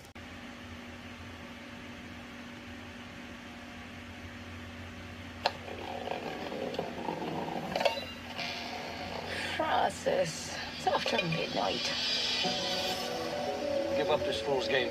Golf doesn't give a man what he needs to feed his family. You learn a trade and you bring home an honest wage. He was born with nothing except a dream.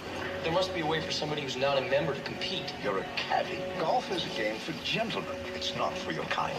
He was given no opportunities except the ones he made. Those men don't have to earn a place in this world. It's given to them.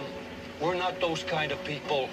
But sometimes it takes an outsider. Shot a 71 on the toughest golf course in New England. To change the rules. We're holding the U.S. Open Championship in 2 weeks. Your name came up. And I can't accept. My father needs me to work. Awfully young to be giving up on your dreams, aren't you, son? From Walt Disney Pictures. Meet me here. Sign up. You got a lot of work to do. The studio that brought you Remember the Titans, The Rookie, and Miracle. This just isn't the sort of thing that caddies do. All I want is a chance. There's a lot of talk about the great English champion sailing over here to play in our Open. We all know Harry Barton. I'm the best. And I'll thank you to remember that. Mr. Annette, I can caddy for you. My bag is as big as you are. I can carry that bag. All right, you can caddy for me. What's that flag, man? You got a problem? It seems impossible that this untested boy would hope to beat one seasoned champion. He was a long shot. Oh my gosh, that's President Taft. How you doing there, Mr. President? But he saw the game in ways no one could imagine. He has a God-given talent. He's just trying to make you proud. The man's a peasant. Peasants do not win Opens. If Mr. Wiemet wins tomorrow, it's because he's the best. Not because of who his father was, not because of how much money he's got. Because of who he is! The greatest game ever played.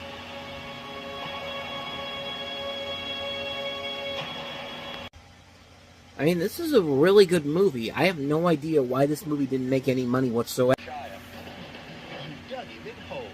Check this out. The next Saturday at a special state review, you will believe what Shia LaBeouf can do with 18 holes in the greatest game ever played. You think I can beat the best players in the world? Easy peasy, lemon squeezy. Oh, yeah. A movie that completely was ruined by its marketing campaign, because you have that great trailer right there. It's a really good trailer that gives you an idea of what the movie is like, but then you gotta dumb it down for the kids by doing a commercial like that for the television audiences. And yeah, I could see why this movie didn't do so well, because yeah, that would have made me not want to see the movie had I not seen the trailer for it. But this is the story about a amateur golf champion, Francis Ouimet, and the surprising win of the 1913 U.S. Open with Shia LaBeouf playing the role of Ouimet. The trailer doesn't tell you who's behind this movie, because this is actually Bill Paxton's second film as a director behind the movie Frailty, which was another great movie of his, but also Mark Frost, who is the same guy that worked on such shows as Hill Street Blues and Twin Peaks. This is actually based off of his book in general. this is a really good movie that sadly nobody really gets to talk about in general. We've seen so many Disney sports movies, but when you really look back at all these movies, in that trailer they talk about, from the studio that brought you Remember the Titans, The Rookie, and Miracle, but they also have done a lot of other good sports movies too. Like, Disney makes a lot of good sports underdog stories, like Glory Road is a great one, Invincible, we're going to get to that one a little bit later on. We had a couple of good ones in the last decade with McFarlane USA, Queen of Katwe, what's another one? Secretariat's a good one. So yeah, their sports movies in general are actually really, really good. Even goofy comedies like The Game Plan, which is a movie that it's another one of those movies like Kindergarten Cop, like let's take the tough guy and put him in a kid movie. It surprisingly works because Dwayne Johnson's a charismatic personality, and he can make bad movies work in general, and for the most part. But we'll get to that one a little bit in a couple of years' time. But even if you're not a big golf fan in general, this is still a really damn good movie, and it shows what Shia LaBeouf can do as an actor that we'll later see in movies like Disturbia, and even in early films like Transformers, the first one, or Eagle Eye, or Surf's Up. Like, a lot of these great movies that show what Shia LaBeouf can do as an actor as a whole, and this is definitely a very good showcase for what he can do overall. And he's got a strong cast to work around him, with Stephen Delane, Elias Koteas among the cast here. It's a very underrated film that sadly does not get the proper attention it deserves. It really came and went mostly because of how bad they botched the marketing campaign for television. Because, man, that commercial was rough to go through, and I couldn't believe that. Like, I get it. This is a movie that is not for the typical Disney audience in general, but still, you have to be better than you have to come up with a better trailer than that if you're going to sell this to people and to audiences in general. But for some reason, I thought this movie was rated G, which wouldn't be surprising in general because this was still back around the time when you can do a G-rated movie like this and people could go see it without having to fear about the MPA having to fear that this movie won't sell because it's a G-rated movie. No, it's not. This was back when they weren't afraid of the G rating in general. Case in point of the movie that we'll talk about on next week's show. But on the next show for next week, I should say, that'll be tomorrow. But getting back on topic at hand here with The Greatest Game Ever Played, it's a really good movie, and one that I definitely think deserves a lot more attention. Goes to show you what Bill Paxton, the late Bill Paxton, can do as a director as a whole.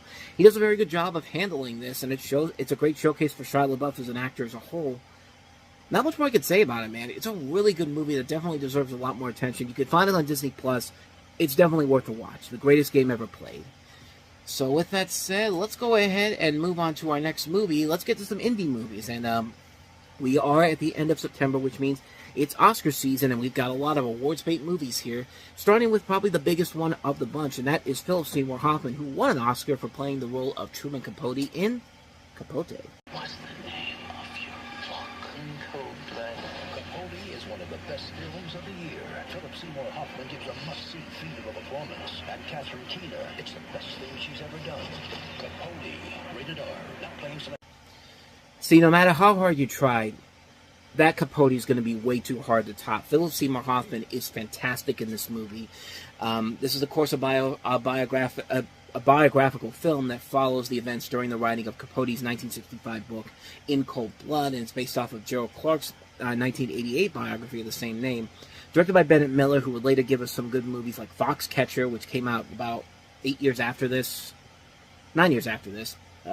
Dan Futterman has written some good movies too, and there was a couple of movies around this time that was trying to capture the Truman Capote as a whole. There was another one that came out the next year, Infamous, which featured Toby Jones from Harry Potter as Truman Capote, which was a good movie. And we just had recently, as of this year, Feud, Capote versus the Swans, a really good show with a lot of great top leading actresses in that show. But the one caveat of that show in general, which I still think is one of the weakest parts of it, is Truman Capote himself, played by Tom Hollander, which, I mean, he did get better as the show went on, but it's just not as good as what Philip Seymour Hoffman did in this movie. He made him a character in this movie, and Philip Seymour Hoffman is the reason you should see this movie, because he really does give it his all in this film. You could tell why he won the Best Actor for playing this role in a year where he could have easily been beaten out by Joaquin Phoenix for Walk the Line, which is a great performance as Johnny Cash in that movie for Phoenix. We'll get into that one in a couple weeks' time, but This is a really good movie, not only because of him, but Catherine Keener's also very good. They have a cast that includes Clifton Collins, Bruce Greenwood, Amy Ryan, Chris Cooper, Mark Pellegrino. A lot of good talent involved in this movie, a really good script in general. It's a really good movie, and one I definitely recommend checking out. It's a film that is definitely worth it. I'd say I highly recommend it. Definitely check it out. If you want to see a really good performance, Philip Seymour Hoffman as Truman Capote makes this movie worth it in the end. See Capote. So that's a good Oscar bait movie. How about a bad Oscar bait movie? Let's take a look at Julianne Moore in The Prize Winner of Defiance, Ohio. Once I have a few extra dollars in my pocket. We're praying that you win something very big. All I want in this world is to make you happy. I don't need you to make me happy. I just need you to leave me alone when I am. Julianne Moore, Woody Harrelson, and Laura Dern. Sometimes happiness I intend to enjoy this moment to the fullest. is a state of defiance. And you know what else? Everything is possible. The prize winner of Defiance, Ohio. You could tell when this is a bad movie when the title literally has to come off as this whimsical fantasy film. But yeah, this is The Prize Winner of Defiance, Ohio, and in the film you have Kelly and Evelyn Ryan, played by Julianne Moore and Woody Harrelson. They live in Defiance, Ohio with their 10 children, and at first glance their life seems idyllic. They call each other mother and father and seem to dote on the kids. But Kelly was a garage band crooner whose voice was ruined in an auto accident. He's resigned to a dead-end factory job that barely pays the bills and is given to fits of alcohol-induced rage. Evelyn, a stay-at-home wife and mother, deals with this abuse by appealing to a priest who is no help at all. She deals with the poverty by entering the jingle contest that were the rage in the 50s and early 60s, even sending in multiple entries in the names of their children. She is very clever at it, winning more than her share of prizes, but her successes aren't enough to keep the wolf from the door. Further, they trigger Kelly's insecurities, and he retreats deeper into the bottle, using food and mortgage money to support the habit. I don't even need to finish the plot for this movie. This is the literal definition of a textbook, cliched-riddled Oscar bait movie, and I'm sorry, I love all these actors that are involved in here, Julianne Moore, Woody Harrelson, Laura Dern, but you need to give them better movies than this, because, my God, this is about as generic and as bland of an Oscar bait movie as you could possibly get. This is an abysmal film that is just so bland, so boring, so uninventive, so indescribably mediocre on so many levels. They really thought this was going to be an Oscar contender this year, and, yeah, this was definitely not one of those good movies. And another bad movie for Julianne Moore. I feel like I badmouthed her in the last couple of months because she had some really bad movies in 2004, and then she does movies like this. I don't hate Julianne Moore. I think Julianne Moore's a great actress, but my God, she picked some really bad movies around this time, and this is definitely a really lackluster film that is just so bland and so boring. There's no value to it whatsoever. Just these great actors being wasted on really lackluster scripts. It's no wonder why this movie didn't do so well, because, yeah, it's a mess of a movie. It's a bland film. It's a lackluster film. Not much more to say about it, but, yeah, it's your typical cliched Oscar bait film. So, with that said, let's go ahead and move on to the next movie we have here, and that is Miramax. See what life is like behind the mask. Miramax.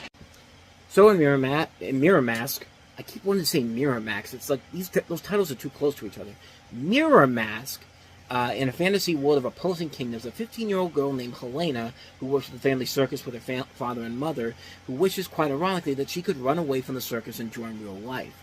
But such is not to be the case. She finds herself on a strange journey into the Darklands, a fantastic landscape filled with giants, monkey birds, and dangerous sphinx. She must find the fabled Miramax in order to save the kingdom and get back home. So, definitely very reminiscent of something like Labyrinth in general. And this is actually based off of a Neil Gaiman book of the same name. And speaking of Labyrinth, Jim Henson's company was behind this film in general. And I think because it was way too similar to something like Labyrinth, it's a film that kind of came and went. And quite frankly, I can honestly see why. Because, yeah, it's very much like a modern, like Jim Henson's company was trying to recreate the magic that they had with Labyrinth 20 years ago, but 20 years from this point. But yeah, it's not a good movie. It's visually pleasing to look at. It's one of those. It's definitely the perfect example of a style over substance movie. Excuse me. But yeah, it's a style over substance movie, where the visual aspect, I think, is where they spent most of the money at. The script, not so much. The script overall is definitely lackluster. Like, it's pretty much stuff you've seen done before in movies like Labyrinth or even The Dark Crystal, which are far better movies in general. But this, I give it credit for the ambition on the visual front, but they really should have spent more time on the story to give it its own unique edge to it. But it's just not worth it in the end. It's a shame, because I could see where the effort was being put into it, but unfortunately it was mostly in the visual look of the film. And as we always say, visuals don't make the effing movie. They just don't, and this is a prime example of that. So, yeah, unfortunately, I say a hard pass on Miramax. Good-looking film, not in the script department, though. So with that said, let's go ahead and move on to our last movie we have here, and that is Little Manhattan.